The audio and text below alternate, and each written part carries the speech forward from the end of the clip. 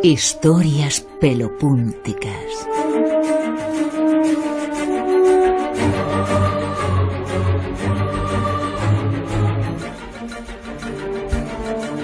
Don Callejo Jesús, muy buenas. ¿Qué tal? Muy buenas noches. Pues aquí estamos de nuevo con otras historias pelopúnticas. ¿Con caldero o sin caldero? Buenas noches. Bueno, Pues, un poquito de brujería. con calderos, con calderos. Hay brujas, hay hechiceros, hay endemoniadas. La verdad que tenemos todos los ingredientes para pasar a una noche divertida. Fíjate, era a comienzos de los años 90 o finales de los 80, no recuerdo cuándo. Y yo creo que es la primera tesis doctoral que leí. En mi vida estaba publicada. Era un libro espectacular, interesantísimo, fantástico. Era una investigación, era una tesis adaptada al libro. Se titulaba Brujería en el Alto Aragón en la primera mitad del siglo XVII. Ajá. Tengo ese libro. Claro, ya imagino, porque es un clásico extraordinario. El autor es Ángel Gari, un antropólogo aragonés fascinante. Ha estado en estos micrófonos en alguna ocasión. Es un investigador, bueno, tú lo conoces. Sí, le conozco en persona además. De sobra, y es un auténtico sabio, precisamente del tema del que hablamos, que es la brujería en esa zona de Aragón, que quizá no tiene tanta fama como la vasca o la navarra o la gallega, pero a nivel informativo y a nivel documentario creo que está casi, gracias a personajes como y a investigadores como Ángel Gari, bueno, pues están en un nivel altísimo a nivel histórico, a nivel de documentación y de información. Claro, porque él ha ido a los legajos inquisitoriales para descubrir todos los casos que hubo de herejía, de brujería, de hechicería en Aragón durante ese periodo de tiempo que más o menos va desde el 1500 hasta el 1750, que fue un poco toda la caza de brujas, y se dio cuenta de una cosa muy curiosa, es decir, que la Inquisición en Aragón no fue tan perniciosa como los tribunales ordinarios, que ahí sí que mataron a demasiada gente por este tipo de delitos, que la Inquisición prácticamente no tuvo en ninguna consideración, o muy poca consideración, los casos de brujería, de hechicería, y de hecho él comenta que de las 5.967 acusaciones que hubo entre 1540 y 1700, que es el periodo que él investigó, la Inquisición consideró delitos de magia, de brujería y superstición solo 377. Y la última persona que la Inquisición aragonesa mata por uno de estos delitos es en 1537. Después no hubo ninguna ejecución más, pero sin embargo por los tribunales civiles ordinarios sí hubo muertes por este delito. Fue espectacular todo lo que ocurrió en esa zona de Aragón. Fue espectacular. Y bueno, en todo Aragón en general. En todo Aragón. Lo que pasa es que, fíjate, ahí ha habido un caso muy poco conocido, a pesar de lo sorprendente, de lo espectacular y de la cantidad de gente que movió alrededor de este proceso, y que lo investiga muy bien Ángel Gari Lacruz, este antropólogo oscense, en una de sus últimas obras, que se titula Brujería e Inquisición en Aragón, y habla de las endemoniadas de Tramacastilla de Tena.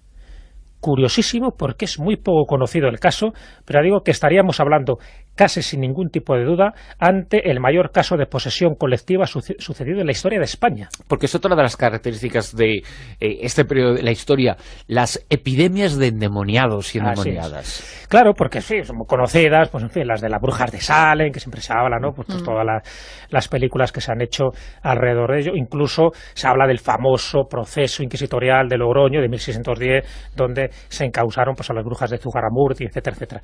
Pero no estaban considerados como endemoniados, es decir, se hablaba de que habían hecho tratos con el demonio y tal, que es distinto de ser endemoniado, es decir, que tú tengas el demonio dentro de ti. Y aquí, sin embargo, en Tramacastilla de Tena, en el Pirineo oscense, que además se extendió a los 11 pueblos del valle, se produjeron unos hechos escalofriantes que tuvieron en jaque a la población entre 1637 y 1643. Se supone que implicaron hasta 1.600 personas, o sea, muchísimas personas para los pocos habitantes que tenían todos estos pueblos, pero es que prácticamente todo el mundo se acusó. Ya sabéis lo que pasa con este tipo de histerias colectivas, que en el fondo es lo que pasó, porque de endemoniadas había poco, pero sí hubo ejecuciones y hubo, bueno, más que ejecuciones, hubo gente que murió pues por los procesos, por las torturas, por cómo se dilató, en fin, por las condiciones insalubres que tenían las cárceles en aquella época. Incluso el mismo Felipe IV tomó cartas en el asunto, mandando al inquisidor general para ver qué pasaba, porque ya le parecían que eran demasiados endemoniados, hasta 1.600 personas, a pesar de que fueron 200 mujeres en todo el valle los que fueron exorcizadas, que ya está bien, 200 mujeres, y 62 las que se consideraban que estaban realmente posesas. Así que a partir de ahí, pues imaginaros todos los datos, las manifestaciones externas que decían que tenían estas endemoniadas, pues, claro, para descubrirlas decían que tenían unas características determinadas, unos síntomas somáticos y psicosomáticos, como por ejemplo que perdían temporalmente la vista, el oído y la voz. Fíjate, en el momento que alguien dijera 2 veces ¿qué me estás diciendo? O que estoy afónico, pues era como antes cuando se cazaba una bruja, es decir, en el momento que tuvieras un juanete, una verruga, se consideraba que era una señal visible del diablo. Bueno, pues hasta este punto se llegaba en el Valle de Tena, donde si encima tenías agudos dolores, ¿no?, en tus extremidades, o por ejemplo te caías sin sentido, tenías unas intensas alteraciones de ánimo, o tan pronto empezabas a llorar como a reír, es decir, porque la gente que estaba realmente afectada mentalmente por lo que estaba pasando, se consideraban que eran síntomas evidentes de que estabas poseído, que estabas endemoniado o endemoniada, porque afectó en la mayoría de los casos a mujeres. Entonces, claro, pues a partir de ahí, imagínate toda una posesión que dura 5 años, cómo todo el mundo se acusaba unos a otros, porque claro, quería el que más o el que menos ser inocente, y para ser inocente acusabas al vecino de al lado. Si encima tenía alguna tara, tenía alguna enfermedad, tenía alguna depresión, pues ya ni te cuento, ¿no? Pero en este lugar hay un hombre, ¿no?, que toma principal relevancia. Claro, efectivamente, tiene que haber un líder, es decir, todo esto surge por alguien y se saben un poco las consecuencias, pero claro, en un primer momento lo primero que se da en este tipo de cosas, se piensa pues que es el diablo, el mismo diablo, el que está tomando ahí cartas en el asunto, el que está haciendo que tengan unos poderes sobrenaturales las personas que luego son encausadas, y estos fenómenos paranormales son tremendos, y os describo solo unos cuantos porque estos quedan recogidos en los legajos del proceso inquisitorial.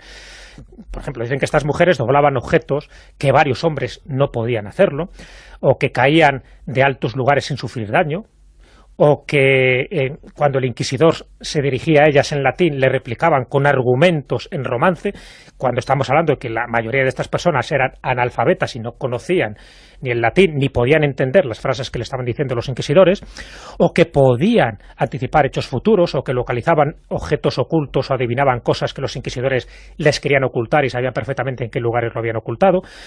En fin, este tipo de cosas eran muy llamativas, y sí que en algunos casos se demostró que estos fenómenos paranormales estaban ahí, es decir, que de alguna forma se mostraban, por ejemplo, como una de las cosas que quedan recogidas en una de las actas inquisitoriales, se mostraban violentas y convulsas ante objetos y personas sagradas, un poco lo que se llama la sacrofobia, es decir, cuando os daban, por ejemplo, un cáliz o una cruz o el agua bendita, pues tenían las clásicas reacciones de alguien que estaba poseído por el diablo. Así que pensaron que efectivamente estaban endemoniadas. Claro, cuando luego empiezan a ver, incluso hubo también informaciones falsas, ¿no? Se empezaba a decir, había un exorcista por ahí que era Fray Luis de la Concepción, que quería incluso añadir más hechos de los que realmente se estaban acreditados, y este hombre decía que había visto a alguna de estas mujeres elevarse hasta la bóveda de la iglesia, hasta 200 mujeres seguidas, imaginaros el espectáculo, que solo veía él, o que salían por los aires despedidas. Bueno, esto se sabe que eran acusaciones falsas, pues para, ya digo, meter un poco más de mordiente o de ascuas a una hoguera virtual que se estaba fraguando en aquellas épocas. ¿Quién es el que estaba detrás de todo esto? Pues efectivamente, como tú decías, Silvia, claro que había una persona con nombres y apellidos, y este era ni más ni menos que Pedro de Arruebo. Pedro de Arruebo era un poco, a ver, para que nos hagamos idea, era el terrateniente. Era la persona que sí tenía estudios, que sí estaba cultivada, que era un labrador, un ganadero, un arrendatario de la finca La Artosa, que era una de las fincas más conocidas de aquella época, y el que se cogió a un par de compinches, de cómplices, que eran Miguel Guillén y Juan de Larraz. Bueno, pues entre estos tres liaron toda. Claro, Pedro Arruebo, el principal argumento que uno utilizó, porque cuando le empiezan a interrogar, dice, bueno, ¿por qué haces todo esto? ¿O qué se pretendía con todo esto? En su defensa declara al Santo Oficio que solo pretendía gozar de las mujeres y ganar dinero. Claro.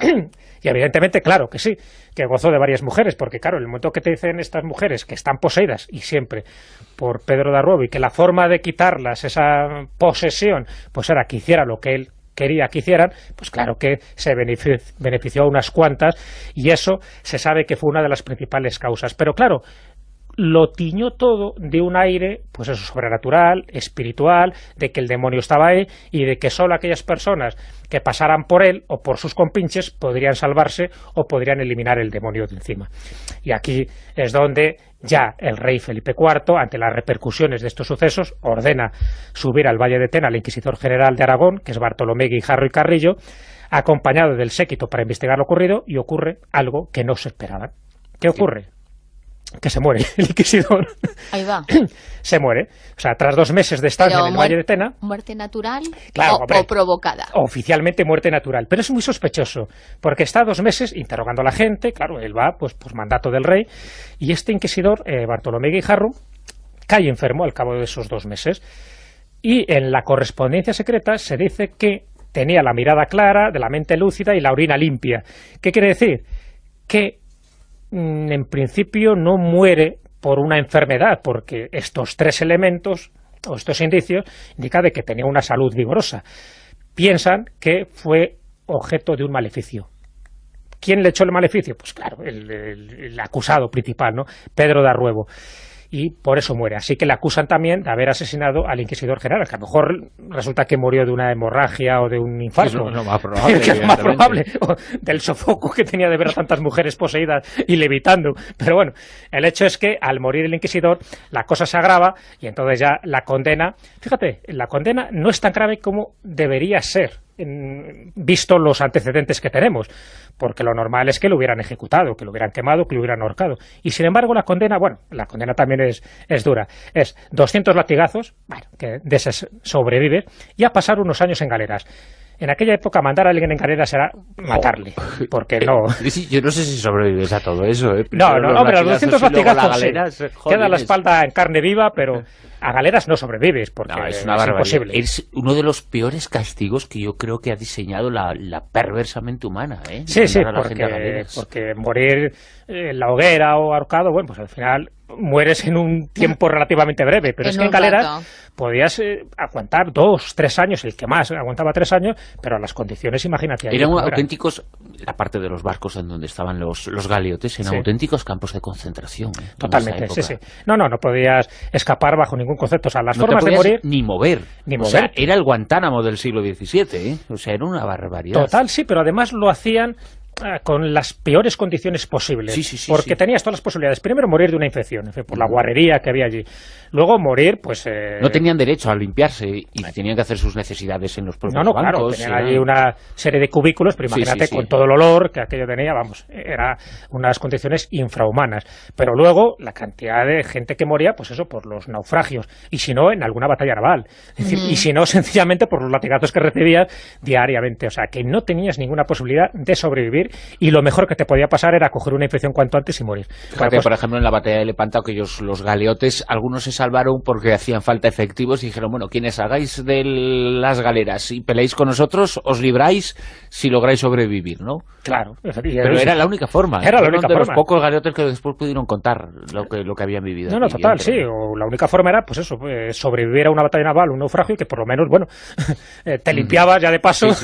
Y entonces, si llegabas vivo a la orilla, pues tenías a lo mejor alguna posibilidad de que te liberaran un poco de esa condena, precisamente por los méritos que habías hecho en esa batalla. O sea, y ahí acabó Pedro Arruebo. Sí, pero no acaba ahí exactamente, porque ahí sería un poco como la historia final. Decía, pues mira, pues al final la justicia ha imperado y ha tenido una de las muertes más ignominiosas que te puedes imaginar. Pero no, porque según las investigaciones que hizo Ángel Garí, a este hombre le vuelven a ver. Y hay documentos que dice que Arruebo había sido visto en Madrid, ya digo, y el antropólogo Ángel Garí, que había estudiado en profundidad este caso, y en concreto la brujería en el Alto Aragón, interpreta que o bien se escapó, que podría ser porque él tenía dinero y pudo haber sobornado a alguien, o bien en un viaje a Roma le fue perdonada la condena. El hecho es que este hombre parece que tiene una segunda vida y se va, no sé si de rositas o no, pero se va de este caso, que ya digo que es uno de los más clamorosos de endemoniados, tan famoso como podía haber sido el de Ludún, y que sin embargo pues ocurrió ahí en Tramascastella de Tena, en Sandiniés y en los 11 pueblos del Valle de Tena. Y si llega a ser una mujer, la queman. Pues posiblemente, porque fíjate que los 3 culpables fueron hombres y sin embargo las víctimas, todas ellas fueron mujeres. Sí. Pero mujeres muy jóvenes, entre 16 años y 30, la que más años tenía, casi todas solteras. Primero víctimas de él y de los cómplices y después del tribunal. Pues ahí, por eso te digo, pero aún así, ya te digo, el tribunal fue bastante benigno porque se dio cuenta de que estábamos hablando de una histeria colectiva, que el demonio ahí no aparecía por ninguna parte, fueron bastante cautos y bastante inteligentes, y al final se dieron cuenta que todo era una camarilla de estos 3 sinvergüenzas que lo que buscaban era enriquecerse y, de paso, pues echar unas cuantas canas al aire a costa de estas mujeres. Bueno, Jesús, muchas gracias. Nos vamos con el caldero. Pues yo me voy con mi escoba. Te has salvado.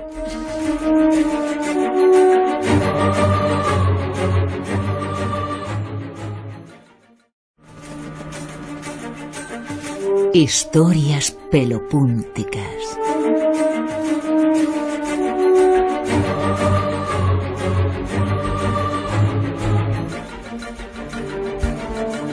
Don Callejo Jesús, muy buenas.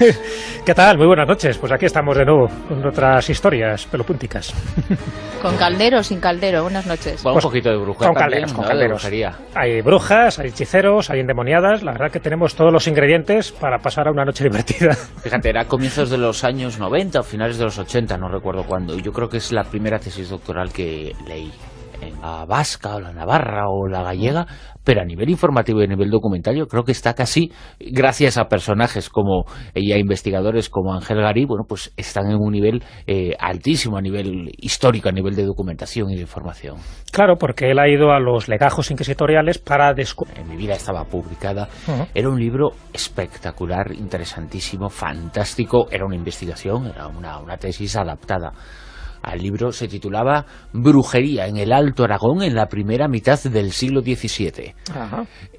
Tengo ese libro. Claro, ya imagino, porque es un clásico extraordinario. El autor es Ángel Garí, un antropólogo aragonés fascinante. Ha estado en estos micrófonos en alguna ocasión. Es un investigador, bueno, tú lo conoces. Sí, le conozco en persona, además. De sobra, y es un auténtico sabio, precisamente del tema del que hablamos, que es la brujería en esa zona de Aragón, que quizá no tiene tanta fama como la